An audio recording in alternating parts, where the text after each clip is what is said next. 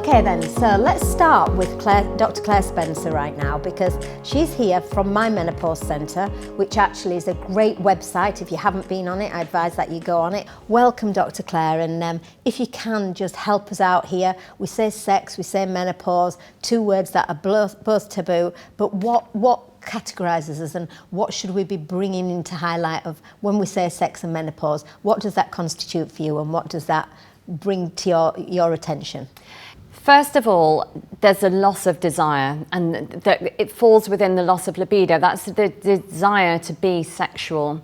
And there are so many factors that interplay to affect that. So all of the physical symptoms of the menopause that we've talked about, and the psychological symptoms. Just remind us a couple of the big symptoms. Yeah, so in terms of physical symptoms, so hot flushes and night sweats, which most people will have heard of, joint aches and pains, headache, migraine, palpitations, skin itching, shall I go on? No, but it does make us wonder why we can't, how we ever get out of bed, never mind have sex as well. So, let's continue there. So. Yeah, exactly. And then if you then add on psychological symptoms like increased anxiety, low mood, low self-esteem, some people have gained weight, and that impacts on everything as well. So you're not exactly feeling super sexy a lot of the time.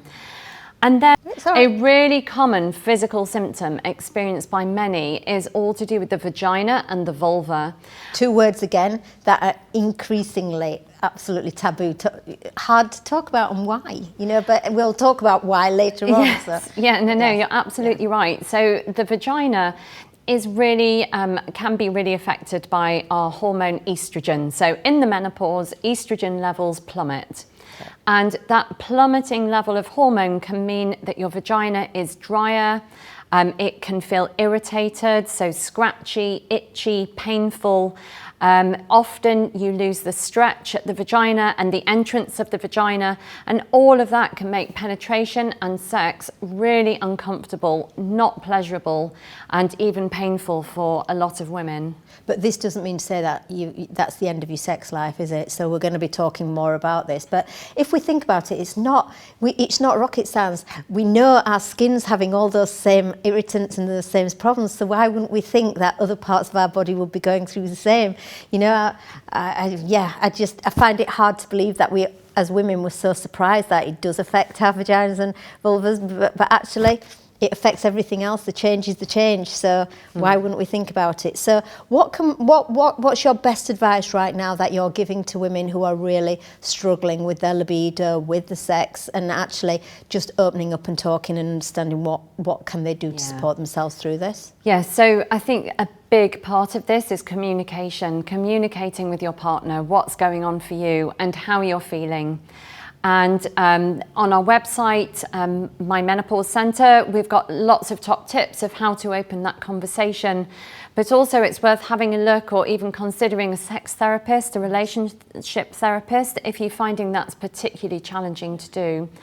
And then when you go beyond that, looking at the physical symptoms, then there are lots of products out there, and I'd really like to hear Lavinia talk about her products, but I would say really simply non-hormonal products like the vaginal moisturizers, using lubricants, and then hormones specifically designed to use just in your vagina. Right. So hormone replacement therapy can be really useful. If you don't want to use hormone replacement therapy, or you've been advised not to, a lot of women can still use a vaginal estrogen. Wow, I never knew that. Absolutely brilliant. No, absolutely. So, and you're right. Let's take this opportunity to bring in Lavinia Winch. Lavinia is a great ambassador for the brand Yes.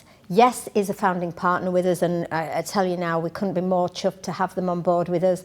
What they've done in this field of lubricants and moisturisers and intimate washers is beyond anyone's belief, really, and set up by two great women, which Lavinia will be able to talk about, who absolutely, when people say that brands aren't noticing them, these two women remortgaged their houses, or actually sold their houses, to actually invest in themselves and what the products they felt that women needed. So let's remind ourselves there are some great brands out there who do see you, who do understand you and do want to make your menopause better.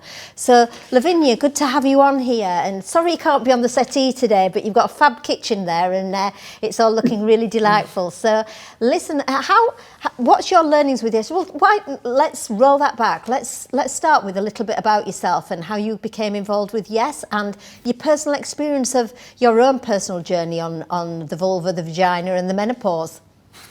Oh, Heather, thank you so much for inviting me to join you today, and Dr. Claire Spencer. That's fantastic. Yeah, it's been an amazing journey for me, and it goes back to, well, actually goes way back to when I had my first baby in 1980. I didn't realise that when you're breastfeeding, you are very often suffer from vaginal dryness. If you're not ovulating, there's very little estrogen around at that time. And so we looked for a lubricant to use, and of course there was one very well-known brand at that stage in 1980. That was KY, and I thought that was obviously the lubricant to use. But what I didn't realise is that the ingredients in some standard lubricants can cause irritation and soreness and even lead to thrush. And so I had many years of being told by the doctors that I had thrush and not understanding that it was very likely to do with the products that I was using. And this went on until I met Susie and Sarah, the wonderful two women who started the business. They were working and running the business very locally to where I live in Hampshire. And I met them actually through my husband. He'd been advising them on some of their retail ways of getting the product into retail, because it started as an online business. And I met them and I clicked immediately that this was something that was probably very relevant to us. And I asked them if I could have a job. Brilliant. Can I just stop you there at the moment? Because I'm loving the way you're talking about that was very relevant to us. You're talking as a couple, not just as a woman. And we need more people to talk in the us sense rather than the I sense. And that's just fabulous. I just needed to point it out. You probably aren't even aware you're doing it, but it is really refreshing to hear. Well, yeah, you're so right. And Claire has already mentioned the situation with communication. Communication is absolutely key. And it's not just during menopause. It's, if you've had a baby together, it's really important that we share with our other halves, whoever they may be, whatever sexual orientation they may be, we should share with them and help them understand what we might be going through. I've been very, very lucky, and I'm very well supported by my husband through these years. But yeah, it was life-changing for me going to work for Susie and Sarah and learning for the first time how important the ingredients that you are in a product that you're using vaginally. And it first of all, it hugely changed what I was using and what I was doing, and all my problems of vaginal irritation and vulval soreness and itchiness went away immediately. Well, I'm sure there'll be many women out there, one, who want to clone your husband, and two, absolutely realise now that this is a time now to actually go, do you know what? It's time for me to really look at some products that could help me. Because, I love the fact that, yes, brand themselves as we're all in this together. And you've held it out there. You describe yourselves as, a product that actually for some is a pleasure and for others is a necessity. We don't know how hard it is to accept that sometimes you need a vaginal moisturiser or a lubricant. It's not our failure, it's just a problem that's come up with our bodies at this moment in time. So can you tell me, because I am going to speak for the majority of women out here who haven't needed it yet, but what's the difference between a moisturiser and a lubricant? That's a really good question, Heather. A moisturiser is something that you will use on a regular basis for a long period of time, in exactly the same way as you might moisturise your face. And you could think of a vaginal moisturiser as being your daily moisturiser. And then when you want to have sex, then you will use a lubricant, and that's perhaps a little bit like using a richer night cream on your face. So you could think of those as the two different things. But the very interesting thing is that when Susie and Sarah started the company, they thought they were developing an organic lubricant for pleasure. And it was their customers, it was our customers that told us, this is fantastic. This is actually become really important to me. I've had breast cancer. I've got very little estrogen, and I'm using your product to help me with that. I'm premenopausal. I'm postmenopausal. I've got vaginal dryness. And it was then that they realized that they had a product that was more than just a lubricant, that this was a product that a lot of people were going to benefit from conditions that they were experiencing. And other times in our lives, I've mentioned postnatally, if you're on antidepressants, there are many other times in our lives when we might suffer from some dryness. And there will be some people who would need a vaginal moisturizer. They may not be sexually active at all. So you can use it on a daily basis to help just keep the moisture, and also it helps to balance the pH of the vagina. And that's something I'm sure we can talk about later with Claire. pH is really important in terms of vaginal and vulval health. So the lubricant is something then you use when you're going to have intercourse, and it can be part of the foreplay. It can be just enhance the pleasure. And I think the younger generation are understanding that this can be a wonderful enhancement to your lovemaking. And there are huge brands out there that are, billion-dollar brands. So there are plenty of people using lubricant, but we need to get people to understand that it's okay to talk about it. Do you actually think the younger generation are absolutely more embracing sex and the need for it, the desire from it, and especially the women, not feeling fearful of asking for what they need, what they want, and relaxing more with it? Because, I mean, I'm of the generation, I'm 52, and, the word sex absolutely used to bring my mum out in a red flush. She was so embarrassed by the word, that Dad turned the television off as soon as it even got to a kiss. So we've come up as a generation that it still is a very taboo topic. Do you think we need to actually recognise that our generation has got to wake up to understand that, we've only got one life, and we should be able to enjoy sex. We should want to be able to want to have it if we choose to want to have it.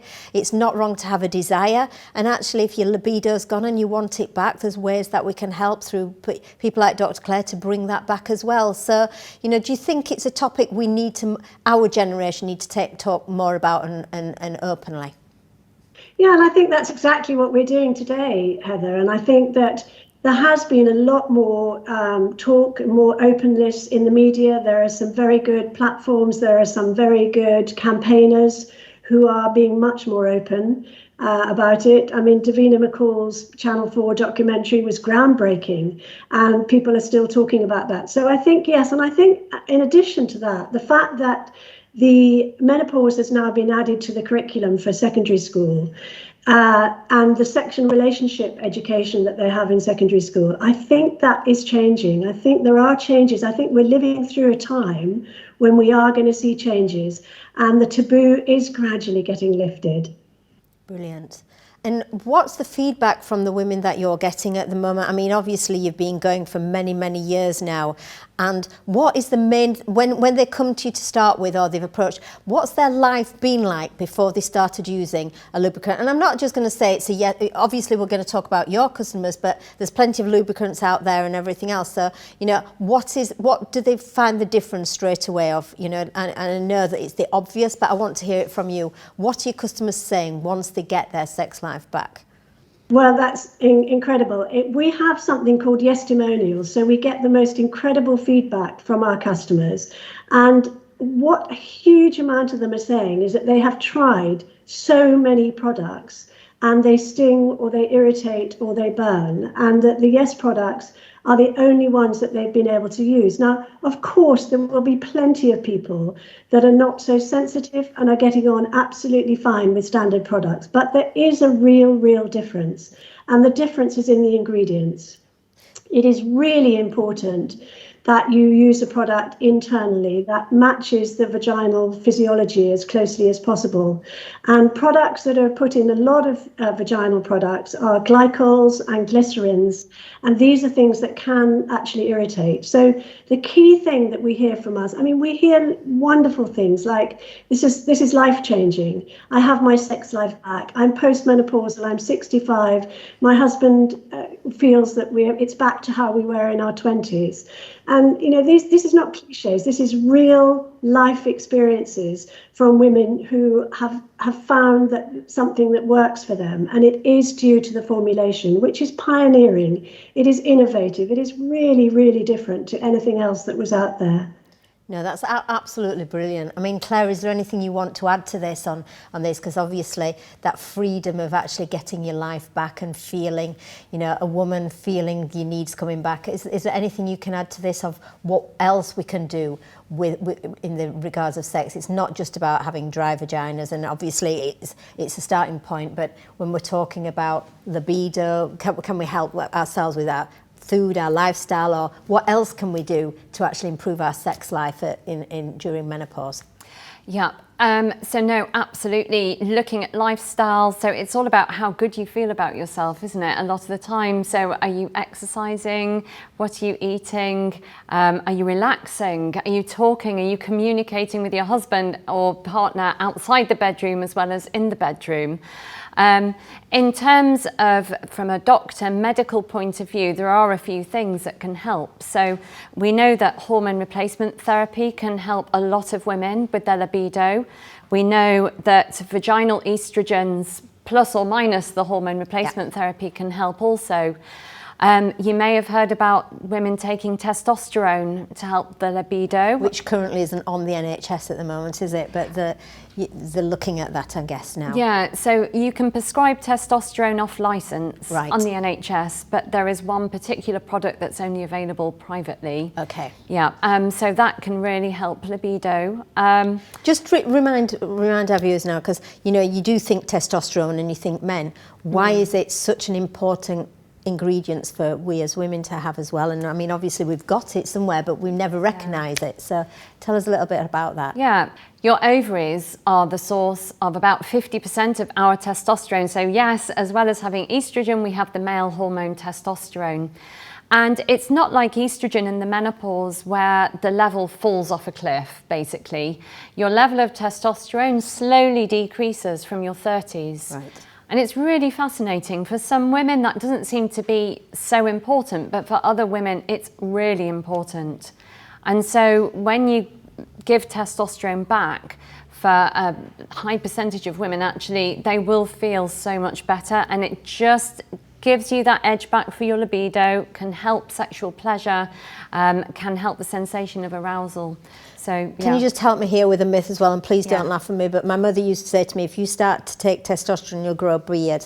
Is that fact, fiction, or what? Because Yes, yeah, it's a real fear. So if you take too much testosterone, you will grow a beard. But no, the amount that we prescribe to women is absolutely tiny. It's a fraction of what you would give to a man. Okay. And you're aiming always to keep within normal limits for the normal limit for a woman. So side effects are not that common. Maybe the odd acne spot, more bushy underarm hair. But yeah, you're very, very unlikely to grow a beard. Okay. Lavinia, you've got so much information on the vulva and the vagina, and is there any books that men and women can buy or that you'd recommend that have really blown you away with their openness, honesty and advice on this topic? There are some very good books. In terms of the sort of psychological aspect of libido and desire, I would highly recommend a book by Dr. Karen Gurney. It's called Mind the Gap, and it's about future-proofing your sex life and understanding desire, and particularly understanding the difference between desire and arousal. And she has a really lovely thing that she talks about, sexual currency. It's those little moments, perhaps during the day, that might add up to something that helps with intimacy later on. So it might be a walk with your partner where you're just holding hands, or you just brush past them in the kitchen when you're making a cup of tea. Just little moments that can help to increase the intimacy so that it's not all focused on the bedroom. Hugely recommend that book. Well, I think I'm actually going to talk to Dr. Caroline, the MP Caroline Harris, and say, get free HRT, but give every man in the country the book Mind the Gap, because, you know, that is just sums it up so beautifully and eloquently, how just those little things make a big difference. And it's building back your confidence, taking away your anxiety, knowing you're loved, knowing you feel loved, and actually step by step taking you back into possibly the bedroom or the downstairs lounge if that's where it's going to be. But it's really great to hear, it really is. So and Heather, can I recommend one other book too? Oh, please do, please do. Vagina, particularly in terms of the menopausal vagina. There's a wonderful lady called Jane Lewis who wrote a book called My Menopausal Vagina. It's evidence-based, it's very amusingly written, but it is her journey. And it is read by a lot of healthcare professionals because she really has described how menopausal vaginal dryness, or the more severe form of atrophy. We've got many viewers on here who might not know what atrophy is. Could you actually explain to them what that is so that they could be aware of it? I think I might ask Claire to do that, but I think it is when you go to the doctor suffering from vaginal symptoms, menopausal vaginal symptoms, and you're told that you've got vaginal atrophy, it's a pretty unpleasant word. And I think a lot of people don't really understand. But Claire, I'm absolutely sure, can be more specific about the difference between a little bit of vaginal dryness and vaginal atrophy. Brilliant. Well, let's do that. Claire, over to you. Thank you. No, so as I've said, you need estrogen for a healthy vagina. And if you don't get estrogen, the vagina, the skin becomes just a lot more delicate. So you lose the integrity of the vaginal tissues, and so the blood vessels can become more prominent, so it looks more red. It can be what we call friable, so if you touch it, the little tiny blood vessels can leak. Oh, wow. You can get little bits of bleeding with intercourse. You can get little tears called fissures, and that can be incredibly painful. And so people will say having sex feels a little bit like having broken glass in that area. And the vagina loses its stretch, you lose the folds, and so eventually it becomes shorter. Right. And once that happens, can you get your old vagina back, or is that, you know? Yeah, no, it takes a little time, but you can definitely improve on that. If you've got to a state of atrophy, then we'd really recommend using a vaginal estrogen if you can, because that really is the best way of slowly improving So things. basically what we're all saying is, please don't let it get, you know, too bad. Go to your doctor, seek advice, take some products for, you know, and use your moisturisers and your lubricants as soon as you can, rather than waiting till too late. Yes, no, absolutely. The worse it is, the longer it takes. It can take months to get better, but you just have to have faith and hang on in there with your treatment. But yes, you're absolutely right. We touched upon atrophy, which I can't pronounce, never mind have, but actually tell me as well, doesn't that cause can cause urinary problems as well, which not only has an effect on our sex life, but also incontinence as well, I'm guessing? Yes, no. So it's also really common to get bladder symptoms. So as well as estrogen receptors in the vagina, they're also in parts of the bladder and the tube that drains the bladder to the outside, which is called the urethra. And so again, without estrogen, the urethra becomes more delicate, the bladder becomes more delicate, it's all more sensitive. So people might have pain and or burning when they're passing urine, as if they have an infection. Right. You might have to go more frequently, people getting up in the night. And so although it feels like an infection, actually, if you test the urine, which your GP can do, there's no infection there. Right. And that's but that fear symptoms. Of thinking you're about to wee or whatever is another thing, that's another milestone to have to conquer, isn't it, when you're having sex as well? So completely. And I didn't say, but an important symptom is urgency. Right. So really having to run to the loo. So people will tell me that they're basing their whole lives around where the next loo is. And again, it's important to recognise, because there's treatment. Well, I am at the age as well where I have to jig when I'm putting the keys in the door and run to the toilet when I get there. But anyway, now talking about lubricants and moisturisers, obviously, are there particular moisturisers and lubricants that suit certain people or suit certain symptoms? I know there's something about water-based and oil-based, but I'm not quite sure about it. Can you explain it better? Yeah, so a water-based lubricant is absorbed fairly quickly, and so it's perfect for sort of quick sex. But if you're wanting to have a sort of longer session, then you actually want something that's not going to get absorbed quite so quickly, and that's where Susie and Sarah developed our Yes oil-based. It's a longer lasting, richer formula. It's made of natural plant oils.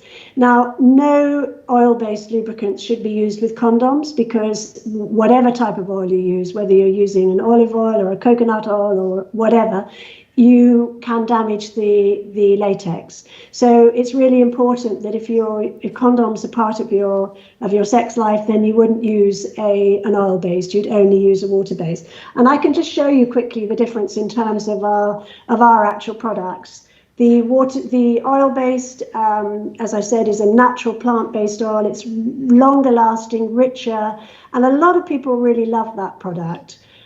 Especially good if you've got any vulval dryness. It can be used externally as well, really good for the vulva.